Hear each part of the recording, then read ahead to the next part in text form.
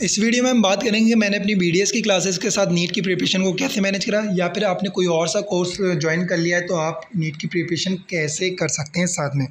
तो इस वीडियो को स्टार्ट करने से पहले मैं अपने बारे में थोड़ा सा बता देता हूँ। मैंने नीट 2024 में दिया था, जिसमें 695 स्कोर करा था। बायो में 360 आउट ऑफ 360 थे, केमिस्ट्री में 180 आउट ऑफ 180 थे और फिजिक्स में 155 आउट ऑफ 180 थे। तो without wasting time let's start the video. तो सबसे पहला पॉइंट, मैंने बीडीएस को क्यों लेफ़्ट करा। तो भाई जैसे ही मैं बीडीएस के अंदर गया, मैंने क्लासेस वगैरह स्टार्ट करी, तो मुझे बीडीएस के बारे में बहुत क्रिटिसिज्म सुनने को मिला और को मिला कि इसमें स्कोप वगैरह बिल्कुल नहीं है।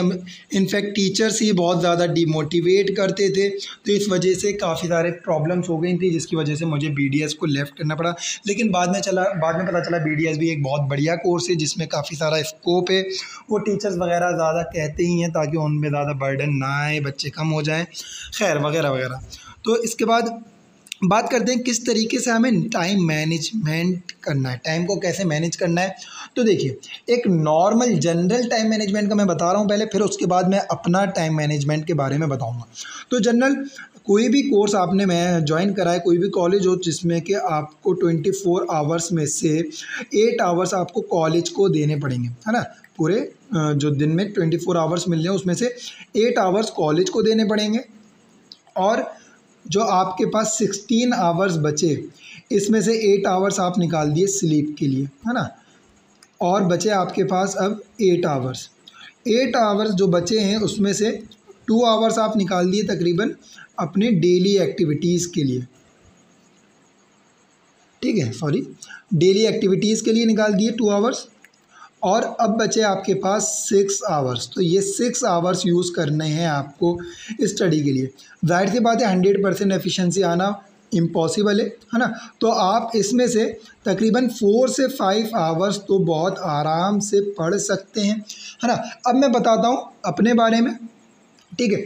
मैंने क्या करा था, मेरी जो बीडीएस की क्लासेस होती थी 8 बजे से सुबह के 4 बजे तक बीडीएस की क्लासेस चलती थी मेरी। 1 बजे से 2 बजे तक चलता था हमारा लंच, और 2 बजे से 4 बजे तक वापस से क्लासेस स्टार्ट चलती थी। मैंने कभी भी तकरीबन 2-3 दिन को छोड़ दें अगर 2 बजे के बाद वाली क्लासेस नहीं करी थी, है ना। 1 बजे मैं घर वापस आ जाया करता था, और 1 बजे के बाद 3 बजे तक तकरीबन मैं लाइब्रेरी चला जाया करता था। 3 बजे लाइब्रेरी जाने के बाद मैं तकरीबन वहाँ पे 9 से 10 बजे तक मैं पढ़ा करता था वहाँ पर, और 10 बजे के करीब तक मैं घर पर लौट कर 11 साढ़े 11 बजे तक मैं सो जाया करता था। तो ये मेरा डेली रूटीन रहा करता था। तकरीबन जनवरी फरवरी तक मेरा यही रूटीन रहा था, है ना।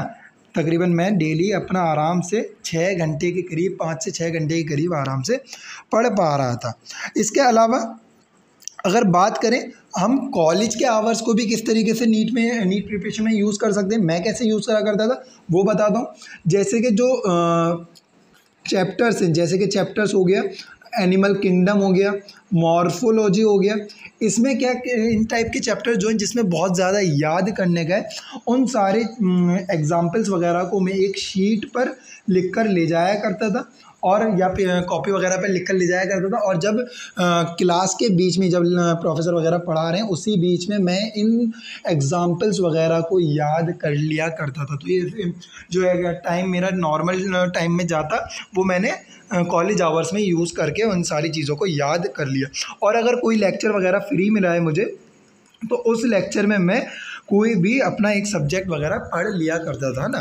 तो इस तरीके से सारे जो कॉलेज के आवर्स हैं उसको 100% यूज़ करने की कोशिश करें, है ना। इससे क्या फ़ायदा होगा, जो भी याद करने वाली चीज़ें हैं, जो भी एक्स्ट्रा चीज़ें हैं, उन सबको आप उसी टाइम में याद कर लेंगे।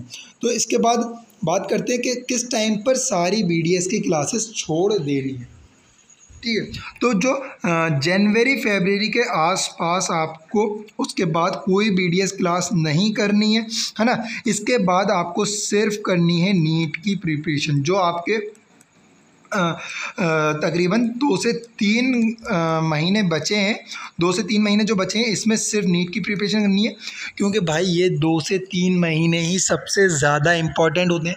और फिर दूसरी बात कि BDS आप कर रहे हैं, यानी कि आप में पोटेंशियल है।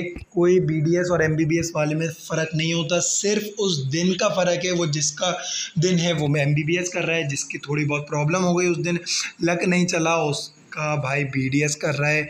वरना दोनों को मैं बराबर मानता हूँ, क्योंकि मैं पहले BDS में भी गया, फिर मैं MBBS में भी आया और मेरी तैयारी तकरीबन दोनों टाइम सेम थी।